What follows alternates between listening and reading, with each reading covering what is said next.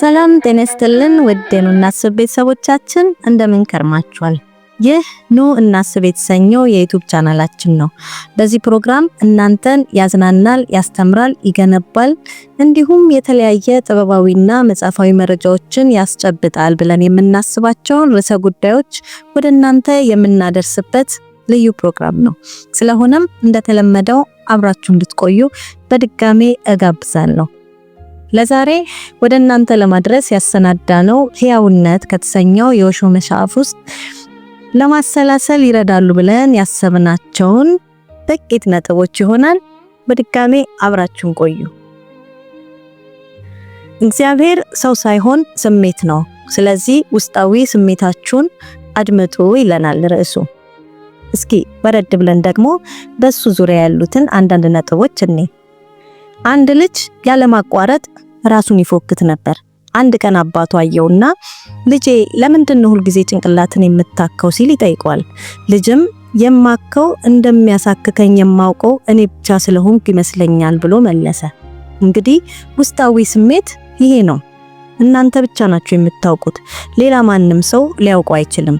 የራስ ምታት ቢይዛችሁ ህመሙን የምታውቁት እናንተ ራሳችሁ ብቻ ናችሁ። ይህንን ደግሞ ማረጋገጥ ወይም ለሌሎች ማሳየት አትችሉም።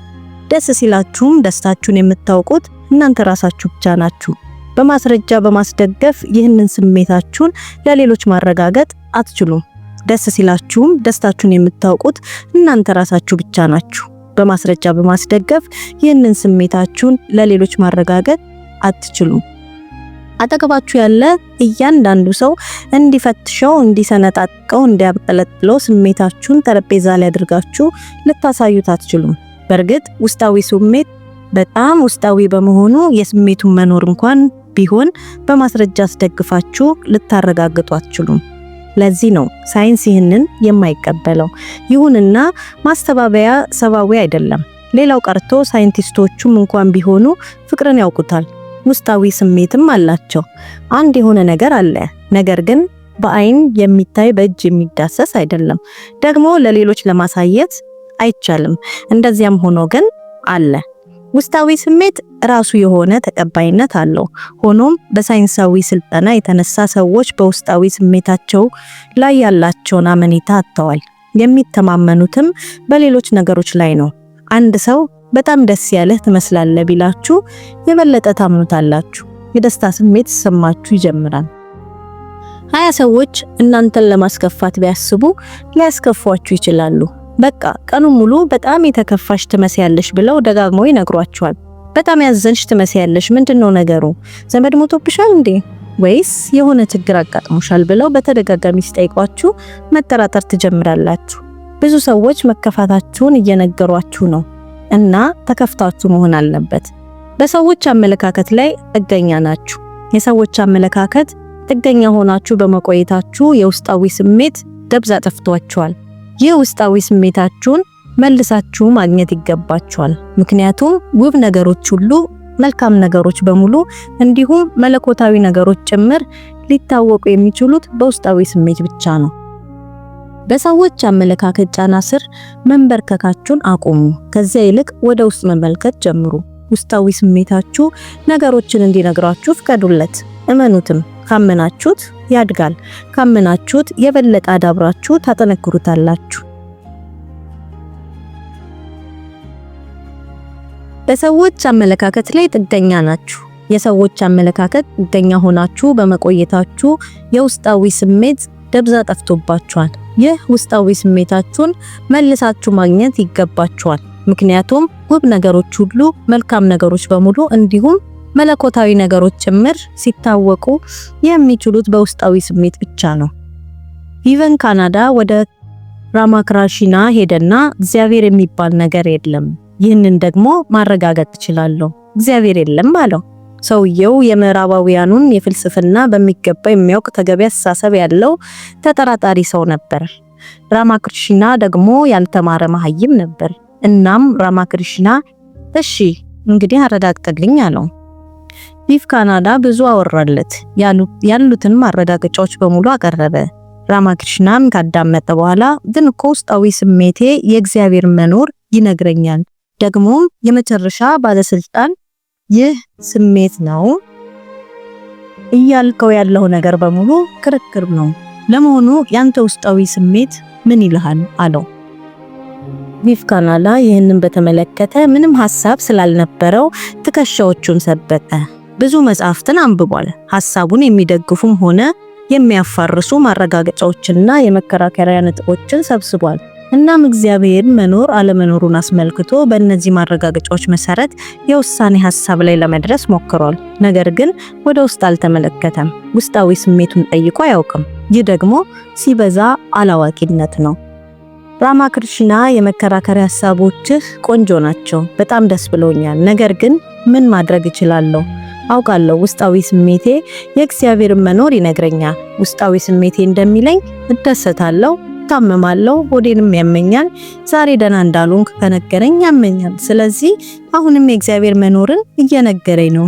ይሄ ደግሞ የክርክር ጉዳይ አይደለም አለው። አከል አድርጎም በእርግጥ ማረጋገጫ ልሰጥ አልችልም፣ ከፈለክ ግን ላሳይ እችላለሁ አለ ራማክርሽና። ከዚያ ጊዜ በፊት እግዚአብሔርን ለማየት እንደሚቻል ለቪቭ ካናንዳ የነገረው ሰው አልነበረም እና ከመናገሩ በፊት ራማክርሽና ዘሎ ብድግ አለ። እንደ እብድ አድርጎት ነበር። ዘለለና እግሮቹን በቪቭ ካናንዳ ደረት ላይ አደረጋቸው። የዚያኔ አንድ የሆነ ነገር ተፈጠረ። አንድ የሆነ ኃይል ከዘለለ በኋላ ቪቭ ካናንዳን ለ3 ሰዓታት ያህል ራሱን ሳተ። ነቅቶ አይኖቹን እንደገለጸ ጊዜም ፍጹም የተለየ ሰው ሆኖ ነበር። አሁንስ ምን ትላለህ አለው ራማክርሽና። እግዚአብሔር አለ ወይስ የለም? ውስጣዊ ስሜት አሁን ምን ይላል ብሎ ጠየቀው። ከዚያ በፊት በጭራሽ ተሰምቶት የማያውቅ ሰላምና እርጋታ ሰፍኖበታል። በውስጡ የሆነ አይነት የደስታ ስሜት፣ የሆነ የደህንነት ስሜት፣ የሆነ ከልክ ያለፈ የጤነኛነት ስሜት ተሰማው። እናም አጎንብሶ እጅ በመንሳትና የራማክርሽናን እግሮች በመንካት አዎን እግዚአብሔር አለ በማለት ተናገረ። እግዚአብሔር ሰው ሳይሆን የመጨረሻው የደህንነት ስሜት፣ የመጨረሻው የምቾት ስሜት እንዲሁም እኔ የዚህ ዓለም አካል ነኝ፣ ይህ ዓለምም የእኔ ነው፣ ከዚህ ከሌላ ዓለም የመጣው ፍጡር አይደለሁም፣ መጤም አይደለሁም የሚያስብለው የመጨረሻው ስሜት ነው። ይህ የመጨረሻው ይህ ሙሉነትና እኔ የነጣጠልን አይደለንም የሚለውን ስሜት ለዘላለም ሕያው እንዲሆን ስትፈቅዱለት ብቻ ነው። እንደዚያ ማድረግ ጀምሩ። የቻላችሁትን ያህል እድል ስጡት። ሁልጊዜም ከውጭ ያሉ ኃይሎችን አትመልከቱ። ውጫዊ አመለካከቶችንም አትመልከቱ። ራሳችሁን ካሁን በበለጠ በትንሹም ቢሆን ከጥገኝነት አላቁት። የበለጠ ስሜት ይሰማችሁ። ሐሳባችሁ ከስሜታችሁ ያነሰ ይሁን። እግዚአብሔር ሰው ሳይሆን የመጨረሻው የደህንነት ስሜት፣ የመጨረሻው የምቾት ስሜት እንዲሁም እኔ የዚህ ዓለም አካል ነኝ፣ ይህ ዓለምም የኔ ነው፣ እዚህ ከሌላ ዓለም የመጣው ፍጡር አይደለሁም፣ መጤም አይደለሁም የሚያስብለን የመጨረሻው ስሜት ነው። ሂዱና ጽጌረዳ አበባን ተመልከቱ። ታዲያ እንደ በቀቀን ይህ አበባ በጣም ውብ ነው ብላችሁ ደጋግማችሁ ተናገሩ። ይሄ ምናልባት አመለካከት ሊሆን ይችላል። ሰዎችም ይህንኑ ሲነግሯችሁ ቆይቷል። ከልጅነታችሁ ጀምሮ ጽጌረዳ አበባ በጣም ውብ ነው ሲባል እየሰማችሁ ነው ያደጋችሁት። ስለዚህ ጽጌረዳ አበባ ስታዩ እንደ ኮምፒውተር ይህ አበባ በጣም ውብ ነው ብላችሁ እንደ በቀቀን ደጋግማችሁ ትናገራላችሁ። በእግዚአብሔር ግን ውብ መሆኑ ይታወቃችኋል። ይህ ውስጣዊ ስሜታችሁ ነውን? ካልሆነ ግን እንደዚህ ብላችሁ አትናገሩ። እግዚአብሔር የሚታወቀው በውስጣዊ ስሜታችሁ በኩል ነው። ጨረቃንም ስትመለከቱ ውስጣዊ ስሜታችሁ ካልነገራችሁ በስተቀር ውብ መሆኗን አትናገሩ። ይህን ስታደርጉ በአይምሮአችሁ የያዛችሁት 99% ሐሳብ በሙሉ የተውሶ መሆኑን ታውቁና ትገረማላችሁ። እናም በ99% የማይረባ ጠራጊ ሐሳብ ውስጥ 1% ውስጣዊ ስሜታችሁ ተዘፍቋል። ያንን አዋቂነት ወዲያ ጣሉትና ውስጣዊ ስሜታችሁን እንዲያገግም እርዱት። 6 የስሜት ሕዋሳት አሉ። 5ቱ ውጫዊ ናቸው፣ ስለ ዓለም ይነግሯቸዋል። አይኖች ስለ ብርሃን የሚነግሯችሁ ነገሮች አላቸው። ያለ አይን ስለ ብርሃን ለማወቅ አትችሉም። ጆሮዎችም ስለ ድምጽ የሚነግሯችሁ ነገር አላቸው። ያለ አይን ስለ ብርሃን ለማወቅ አትችሉም። ጆሮዎች ስለ ድምጽ የሚነግሯችሁንም ነገር ይኖራል። ያለ ጆሮ ስለ ድምጽ የምታውቁት ነገር አይኖርም። 6ኛው የስሜት ሕዋስም አለ። ይህ ውስጣዊ ስሜት ስለ ራሳችሁና ስለ ነገሮች ሁሉ የመጨረሻው ምንጭ የሚነግራችሁ ነገር አለ። ይህንንም ስሜት ማግኘት ወይም መጨበጥ አለባችሁ። በተመስጦ ማሰላሰል ውስጣዊ ስሜትን ፈልጎ ማግኘት እንጂ ሌላ ምንም አይደለም ይለናል። ለዛሬ ከኦሾ መጽሐፍ መራርጠን ለናንተ ይጠቅማል ለማሰላሰልም ይረዳል ብለን ያቀረብንላችሁ ይሄንን ይመስላል። ስለተከታተላችሁን እያመሰገንን ሐሳብና አስተያየታችሁን ደግሞ በኮሜንት አድርሱን። መሰል ፕሮግራሞች ደግሞ ልክ እንደለቀቅናቸው ወደ እናንተ ይደርሱ ዘንድ ቻናሉን ሰብስክራይብ በማድረግ ቤተሰብ ሁኑ።